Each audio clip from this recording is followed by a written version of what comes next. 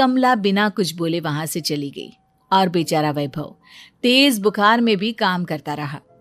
कमला वैभव की शादी एक ऐसी लड़की से कराना चाहती थी जो अनपढ़ हो और कमला से इसी तरह डरे जिस तरह वैभव डरता है, ताकि वैभव की सारी जायदाद और धन दौलत उसकी मुट्ठी में रहे। लेकिन आज के जमाने में ऐसी लड़की मिलना मुश्किल है। कमला कार में यही सब कुछ सोचती जा रही थी कि तभी रास्ते में, अरे ड्राइवर, तुमने कार क्यों रोक दी? और ये इतना शोर कैसा? मैडम, आगे कुछ बंजारों का खेल चल रहा है, इसलिए भीड़ लगी है। मैं अभी भीड़ को साइड में करवाकर कार निकालता हूँ। ड्राइवर भीड़ को साइड करके कार निकालने की कोशिश करने लगा कि तभी कमला की नजर रस्सी पर चल रही एक फुलवा नाम की बंजारन पर पड़ी। क्यों ना मैं इस बंजारन की शादी वैभव से करा दूं? ये तो अनपढ़ लग रही है, मेरे पैरों तले दबकर भी रहेगी। मुझे अभी इसके माँ बाप से बात करनी होगी। ये सोचकर कमला ने उन बंजारों से बात की और उन्हें शाम को अपने घर बुलाया। फुलवा के माता पिता वहां उसे लेकर आ गए। उन्होंने इतना आलीशान घर पहले कभी नहीं देखा था। अच्छा हुआ आप लोग आ गए। देखिए, मुझे घुमा फिरा कर बात करने की आदत नहीं है, इसलिए सीधे सीधे मुद्दे पर आती हूँ। मुझे आपकी बेटी बहुत पसंद है। मैं अपने इकलौते बेटे की शादी आपकी बेटी फुलवा से कराना चाहती हूँ।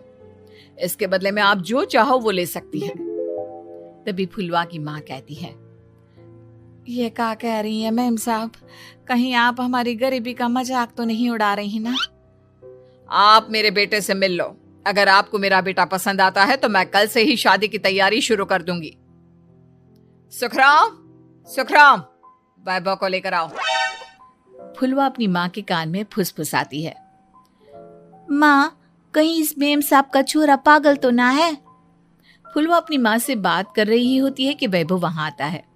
फुलवा उसे देखती ही रह जाती है और उसके माता पिता उसकी शादी तय कर देते हैं। शादी वाले दिन किसी को फुलवा और वैभव की बेमेल विवाह की बात समझ में नहीं आती।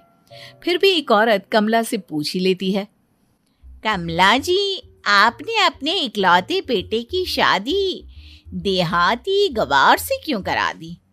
ये बंजारन आपके घर की बहू बनने लायक तो नहीं है। कम से कम अपने स्टेटस का ही ख्याल कर लिया होता। बहू तो अपने टक्कर की लाती, आपने तो बंजारन को ही बहू बना लिया। अब कमला को समझ में नहीं आ रहा था कि इस बात का क्या जवाब दे।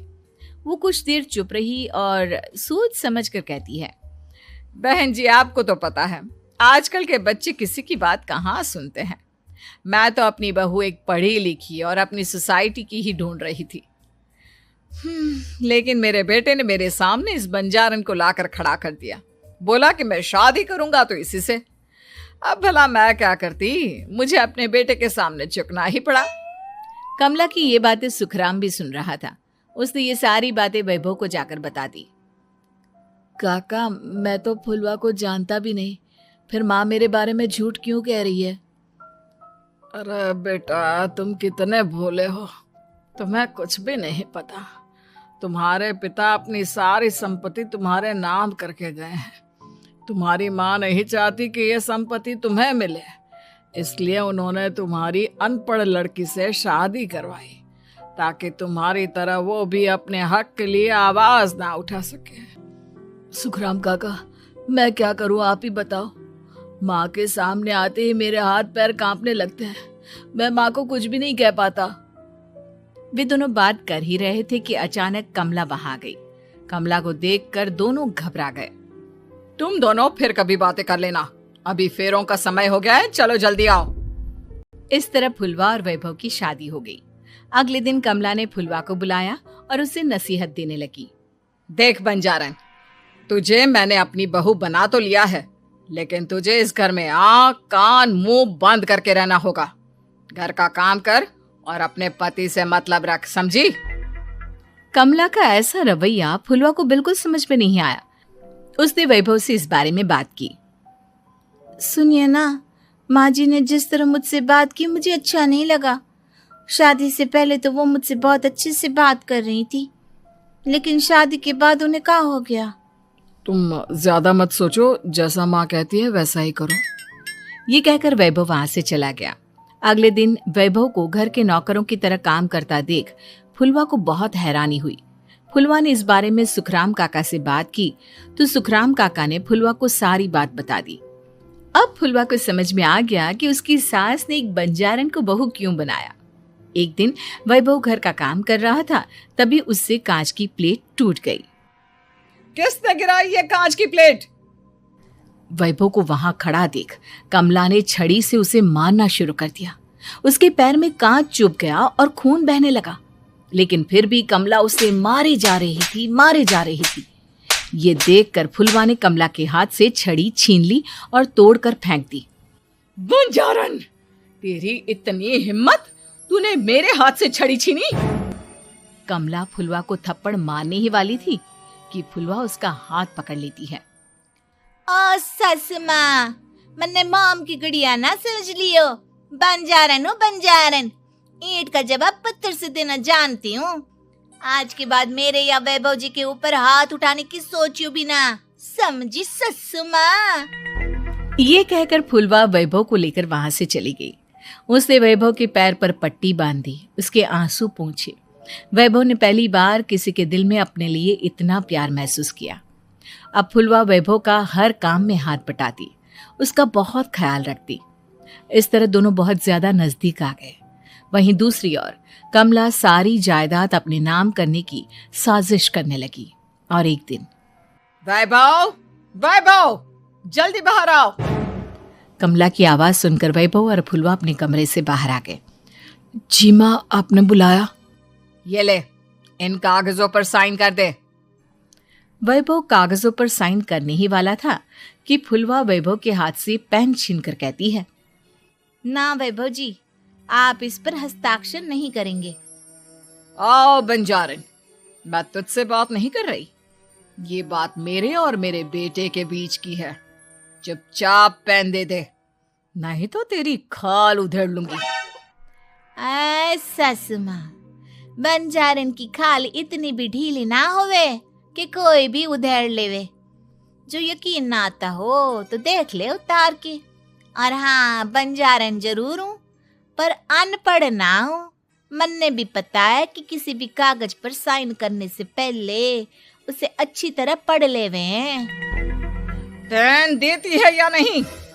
ये कहकर कमला फुलवा को मारने आई तो फुलवा ने कमला को धक्का दे दिया और वो नीचे गिर गई।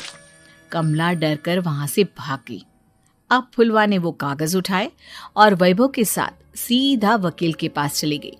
वकील ने वो कागज देखे और फुलवा को बताया, वैभव के पिता की सारी जायदाद और संपत्ति वैभव के नाम है, लेकिन वैभव की सौतेली माँ इस संपत्ति को अपने नाम कराना चाहती है, इसलिए इन कागजों पर वो साइन करा रही थी। तो अब हमें क्या करना चाहिए वकील साहब? वकील ने फुलवा और वैभव को सब कुछ अच्छी तरह से समझा दिया। अब दोनों घर पर पुलिस को लेकर पहुंचे। कमला पुलिस को देखकर घबरा गई। पुलिस ने कहा, आपके नाम की कंप्लेंट हुई है, आपको हमारे साथ थाने चलना होगा। कंप्लेंट? कैसे कंप्लेंट? आप अपने सौतेले बेटे पर बहुत अत्याचार करती हो, धोखे से सारी जायदाद अपने नाम करा रही थी। अब नहीं इंस्पेक्टर साहब, जरूर ये मेरी बहू की कोई साजिश है, इसने गलत कंप्लेंट की है। मैडम, शिकायत आपकी बहू ने नहीं बल्कि आपके बेटे वैभव ने की है। कमला वैभव का नाम सुनकर दंग रह गई। जिस बेटे ने कभी उसके सामने सर नहीं उठाया था, आज वही बेटा उसके सामने पुलिस को ले आया है। वैभव, तुम्हारी इतनी हिम्मत कि तुम पुलिस को ले आए? हाँ माँ, मैं लाया हूँ पुलिस को, और मेरे अंदर इतनी हिम्मत कभी ना आती अगर फुलवा मेरा साथ ना देती। आपने बंजारन बहू को लाकर अपने ही पैर पर कुल्हाड़ी मारी है माँ। मैडम, अब की बात खत्म हो गई हो तो चलो हमारे साथ। वैभव, मुझे माफ कर दो, मुझे थाने मत भेजो। आज के बाद मैं तुम्हें कभी नहीं मारूंगी, तुम्हें कभी परेशान नहीं करूंगी, मुझे माफ कर दो। वैभव अपनी कंप्लेंट वापस ले लेता है और पुलिस वहां से चली जाती है। वैभव अपनी सौतेली माँ से कहता है, मैंने पुलिस को वापस तो भेज दिया है, लेकिन मैं आपको माफ नहीं कर सकता। आपने बचपन से आज तक कभी मेरे सर पर हाथ नहीं रखा, हमेशा मुझे मारती रही, नौकरों की तरह बर्ताव करती रही। आप इस घर में नहीं रह सकती, चली जाइए यहाँ से। कमला घर